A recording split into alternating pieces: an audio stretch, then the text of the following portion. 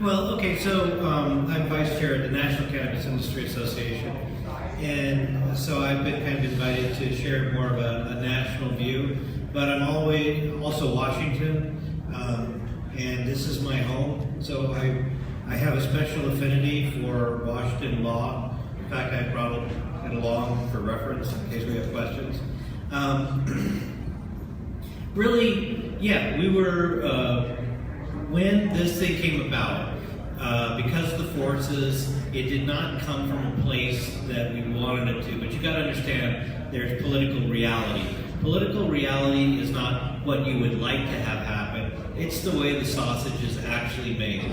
So right away, we had some moneyed interests, and they managed to get a bill, 5052 in particular, in that we were, when it came out, we were not pleased with it. But we recognized that from the way that it was introduced and the way that it was likely to go through the committee system, that it was viable.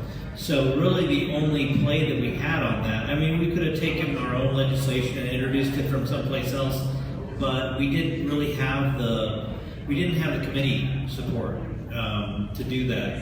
And let me tell you, a law was going to be passed in this legislature. I heard it from a number of the legislators to say, look, I don't care what it says. If it's a cannabis law and it's put on my desk, I will sign it because something needs to be done, which was alarming.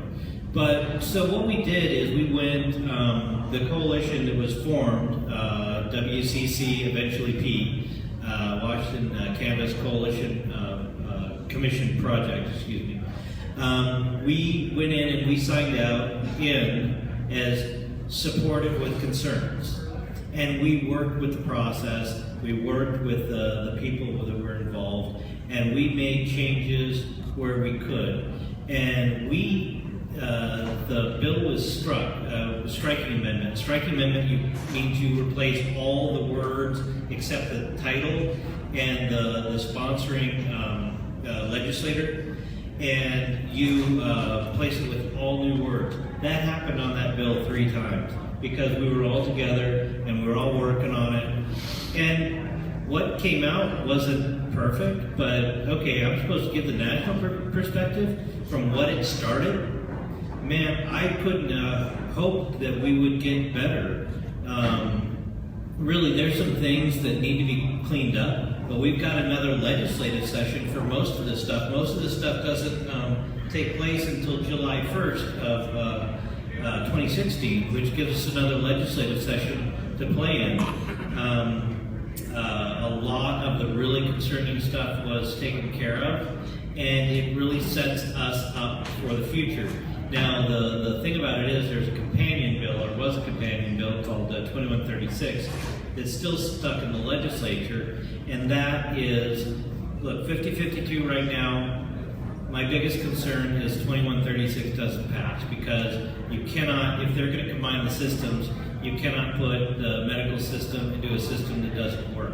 So 2136 absolutely must get cleaned up. The taxation must be changed, and a number of things are going to happen for this to be done. But like I was saying earlier, I've been working on cannabis policy for more than 20 years, and I've yet to see the perfect piece of legislation.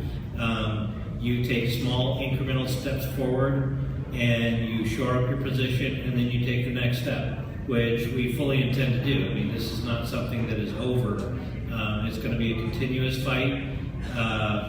5052, the important thing to remember was, people are saying 5052 is the death of medical. No, not in my opinion. My opinion, the death of medical was 5073 and the veto from Governor Gregoire. And if you read the court rulings, specifically Cannabis Action Coalition versus City of Kent, that just came out from the Supreme Court on a ruling on that. And if you think that beforehand, like if you're worried about enforcement coming, I've been talking to those people. Foregone conclusion. Medical was already over. It was just a matter of how. This 5052 actually gives us an extended life on to cleaning up the system and putting it where it needs to go. So it was something that really needed to happen. Of course, we're still looking at it. And also, it's really important to remember that right now, we still need to get 2136, but the big thing is rulemaking. Rulemaking is not only happening in the Department of the Liquor and Cannabis Board as of July 24th.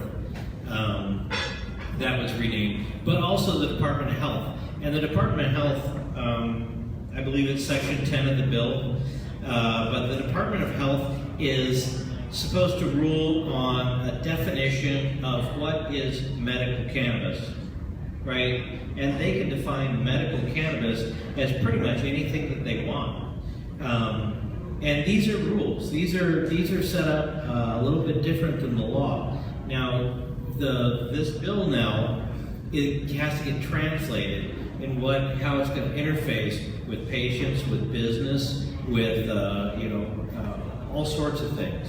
So we're going to continue to be effective. We can always use help. It's always the same people, and I love working with them. But man, if you want to start learning what effective is, as opposed to just screaming into the void, we would love to have you on board. We would love to have your perspective, and we look forward to going forward. And honestly, from a national perspective, from a local perspective, I think that we're pointed in mostly the right direction. Before we move on, I'm actually going to give you an additional topic to talk about. When you talk about the health department and defining medical cannabis, assuming that 2136 goes into effect, what is defining medical cannabis, or what are the implications of defining medical cannabis as it relates to taxation, and how would patients benefit from it being defined as medical grade versus recreational? Well, you get what I'm talking about, right? Yeah, totally. I mean, patients will get a tax break. I'd like for that tax break to be more significant, but it's certainly going to be 10%. And in the short term, there are some implications about what's going to be able to be available. 10% for the registry, but if we define medical cannabis, we don't tax medicine in the state. It's more of what I was referring to. If we can define medical cannabis, what that is, it can potentially not be taxed at the same rate as recreational, which would be a win for the medical community. Yeah, and the implications, so the Department of Health must make a determination of what is appropriate, marijuana or marijuana-fused products to be sold to patients and providers, right? This has implications for the stuff that's going to be sold, and also for ultimately what patients are going to be able to grow for themselves, what they're going to be able to provide for themselves. The Department of Health can totally take a ruling and say, oh, well, only things that are 20% CBD and under 0.3% THC, that is it, that is medical. And then all access to anything outside that basically ceases to be. Thank you. Matt?